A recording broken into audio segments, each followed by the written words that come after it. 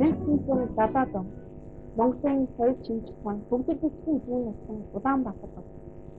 Энэ үед хүмүүс социализмын бүтээн байгуулалтын төлөө эргэж бүтэцсэн урамтай хөдөлмөр. Хүүхэд залуучууд нь ирээдүйн коммунизмын бүтээн байгуулагчдын хуваар өвчтөж хүмүүжлийн цаа сургаалсан гэж урамтай урагшилж байсан. Гэвч цаг үе бол цаг үе, залуучууд бол залуучууд. Тэр үеийн дэлхийн дахин залуу үеийнхний нэгэн адилаар Монголын залуучуудын сэтгэл хөдлөл болсон. Тэд шинийг сонгож, шинийг ирж хайж байсан.